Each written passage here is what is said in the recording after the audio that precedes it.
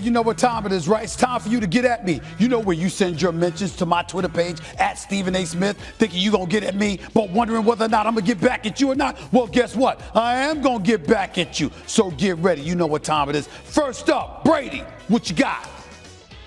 Hello, Stephen A. My question is who do you think is gonna win the first round? Denver Nuggets or the Portland Trail Blazers? Brady, you look like such a sweet kid, and I'm trying to figure out. Your first name's Brady, probably because your mom and daddy, you know, they love Tom Brady. That's probably what this is about, right? That's probably what this is about. Well, anyway, I'm going to answer your question. I'm picking the Portland Trail Blazers. Now, I would pick against them if Jamal Murray were healthy. But the fact that he's not healthy, even though I love me some Michael Porter Jr., and obviously the Joker, Jokic, is big time, I get all of that. I'm looking at Portland's perimeter play. I love the pickup of Norman Powell from Toronto. You know how much I love me Damian Lillard with C.J. McCollum. My boy Carmelo Anthony is there. Covington is there. They hit perimeter shots. They play small ball, but they beat you that way.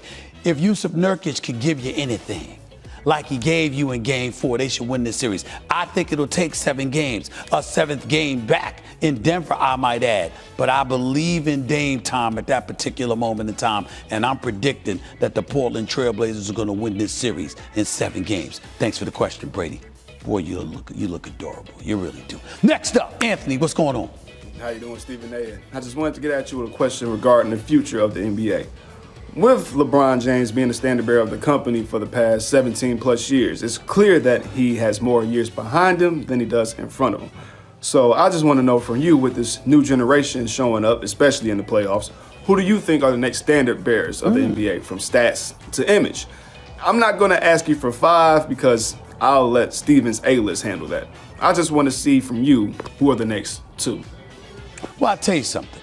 One of them's already there. The babyface assassin himself, Steph Curry, the greatest shooter God ever created.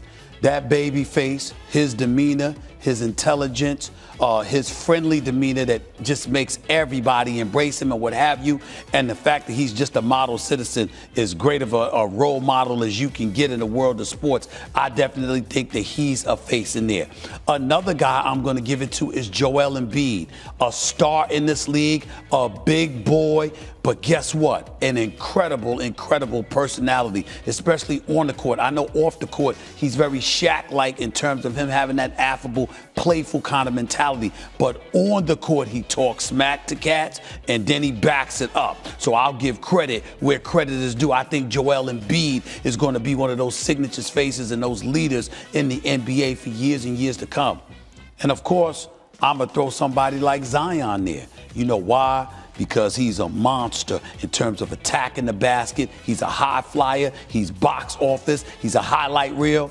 But he also has a beautiful smile and doesn't mind talking to folks. And people see him, and to see that gentle demeanor that he has and how receptive he is to expressing himself and having conversations and stuff like that. All of these things contribute to you being that much more marketable, which a lot of these guys got in the past, even though it doesn't seem like some of them will get it now. But definitely Zion, he's got to be in the mix. Can't ignore the Greek Freak either, but definitely those 3 names, Steph, Joel Embiid, Zion Williamson, definitely come to mind. And I'm not going to rule out John Morant with that either, and of course Donovan Mitchell, but you know my 3. Finally, Max, get at me. All right, Stephen A., what's up, man? Big fan.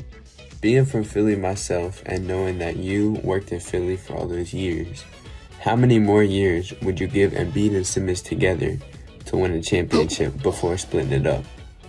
I say give them some time, especially how good they're looking this year. Go Sixers. Oh, that's a good question.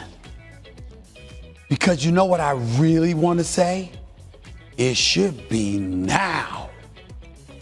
With AD hobbled and LeBron older and the Lakers not looking like what they're supposed to be, okay, what if they don't make it? You can't beat the Clippers if you Philly. You can't beat Utah. You can't beat Phoenix. You can't beat Portland or Denver in the Eastern Conference. The Nets are just juggernauts to deal with, and they're the prohibitive favorites. They're my favorites but you do play defense, and you do have an unstoppable force in the post, and you got 3 elite defenders in Embid, Simmons, and Thibault. So guess what? You could potentially make some noise because you also got shooters too. It should be this year. But for the sake of argument, assuming KD, Kyrie, James Harden just do their thing, I would say where the Sixers are now, I give you the next 3 years. This season and the next 2. Max. Within this season and the next 2. These next 3 NBA finals, one of them should be yours. Or you got problems. Because if you don't win in the next 3 years, you might never win it. That's it. That's all I got to say, Max. By the way, your name, Max. I like it because you have the name. Some other Maxes